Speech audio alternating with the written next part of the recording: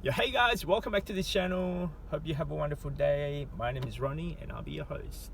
In today's video, I'm going to talk about how we go about talking the very uncomfortable conversation when it comes to money with your partner. So a few days ago, I was having a conversation with one of our closest friends. They just newly married, and I asked them, how you going? In terms of the financial side of it, considering that we're newly married, there's a few things that we went through that we sort of dealt with money-wise in the very beginning of our, marriage. It's a very uncomfortable conversation, let's say. It's very daunting, and you don't know if your partner in the same wavelength or in the same mindset as you are. Because if you're starting it in the wrong foot, it might break you or it might make you. That's how I look at it anyway. So from an experience alone, my wife and I got married. We did talk about our journey of become financially free at a very early stage. It was when we were dating. We went to a couple of a little bit of courses here and there when it comes to money, life, financial freedom, and retire early and everything else in between in that aspect of it. So there is a good point and a bad point in all of those, let's say, seminar or all of this wealth creation packages, let's say, that people buy. And we failed quite a lot. And really learned quite a lot. And when we fail, on the other hand, yes, we do lose a lot of money. It's not much of a failure. It's more like a learning curve for us, what things not to do. Although on the other hand, because we were young, we feel like it's okay because we can take the hit when we were young on how much losses that we can afford. These days, no more in the sense of I cannot afford to have any losses, because for every dollar that you earn, and if it takes you $2 to get back, and it would probably take you longer to get that money back, whether you have to work on a job or do a second job or everything else that comes in between to earning that money back. So how do we go about doing it? My wife and I, we sort of have the same mindset. We had our conversation quite early, in a sense of we wanted to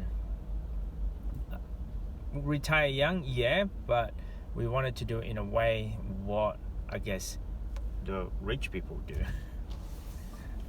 Those get rich quick scheme, it doesn't really work in the reality.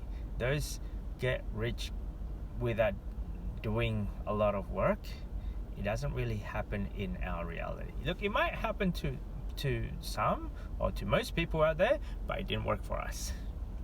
So we then changed our mindset into how can I afford to get rich slowly instead of getting rich quickly. And we started with one vehicle, we perfect that vehicle, and then start another. And that's the thing about life, or doing this financial freedom journey, let's say, or retire early, or the FIRE movement. There's no right or wrong way of doing this. There's not one single vehicle to do the right way, because everyone's journey is bound to be different. My journey will be different than yours, and because of that, there's a lot of different vehicles that could happen to it. For example, myself, we hit our target, let's say, using property. Some people doing it by writing a book. Some people doing it by buying and selling product on eBay. Some people publish an article or blog So there's a lot of different ways. The concept, there is no one right way to do it, as long as you both sort of in a same mindset and going towards a certain goal. Now, speaking of that, you would not have the goal or the mindset if you don't really talk about it in a regular basis. My wife and I talk about this, and as well as our children, we try to get them involved as much as possible, especially about goal setting and whatnot. We talk about where we are financially in a regular basis, because if we were every week or every month, we have to, I say, earn more, and we need to figure out our budget on how much are we spending quite frequently. If one person spends too much or doing a high purchase expenditure, what is it, why, and we need to have an approval on it.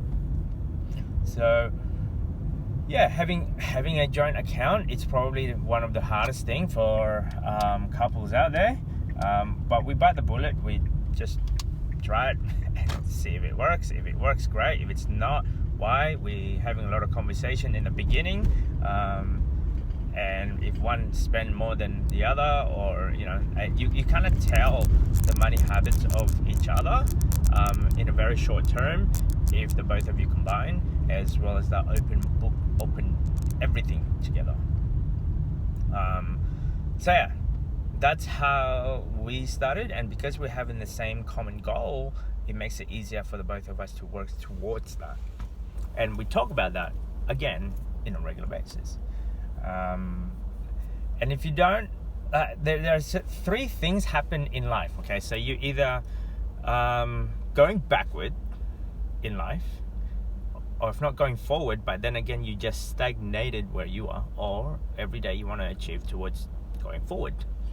I know for sure I don't want to go backward, and I don't want to be stagnated where it's just day in day out and just doing the routine, the mundane thing in life. I want every day go towards my goal, whether it's one step closer or it takes a little bit slower, but every day I'm going towards that goal.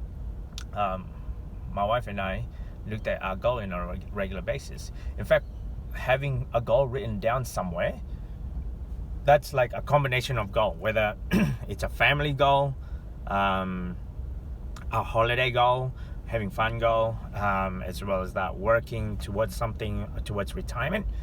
Because at the end of the day, you will get old, you will retire. That's one thing for certain, for sure. And if you look at your previous history, do you want to be where, let's say, your parents or your grandparents were? I come from non-wealthy family, and I realized to myself, I don't want having a burden for my kids to take care of me. So what do I have to do in order for me to do that? And how can I achieve that with the knowledge that I have? And I work towards that because, when you're young, you kind of don't see that 60-year-old you, or 70-year-old you when you're retirement you, because you want to go out there and have fun. Life can be fun if you choose to be, but you in a moderate, let's say. You don't want to have fun, but at the end, at the end of your working life, you don't want to be a burden and don't have any money as well. So I think that's sort of my biggest fear. This is me at the current stage. What am I, 37, 8, somewhere around there, on late 30s, let's say. And that's my biggest fear, that when I retire, I don't have any money. That's my biggest fear. My biggest fear is, like, when I retire, I had to rely on my kids to take care of me, and I don't want that to happen. And I try my best not to let that to happen. And by doing little things towards my goal, that would help me to achieve, I guess, that retirement nest egg. And I don't have to worry about money problem, let's say, when I'm on my retirement age. So that's our goal, and we've got a plan in terms of that. How much do we have to earn? How much income do we need? And at what point do I have that? And every day we're going towards it. Like retirement is not really a fancy topic, or it's not a fun topic to deal with. But we always talk about that because what happens if you fast forward where you are and you become 65, you become old, you become a grandparents, let's say, and you don't have any money. I don't want that to happen to me. And that's the reason why I want to be building all of this wealth now, so that way I can take care of myself, and if I can, obviously take care of my generations, my sons, my daughter, as well as that beyond that, say their grandparents. What would be life for you if you don't have to worry about money?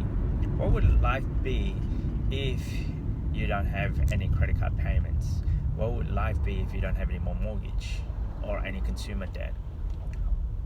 What would life be when you choose to work instead of you must go to work? That's where we're at. So life can be a lot more simpler.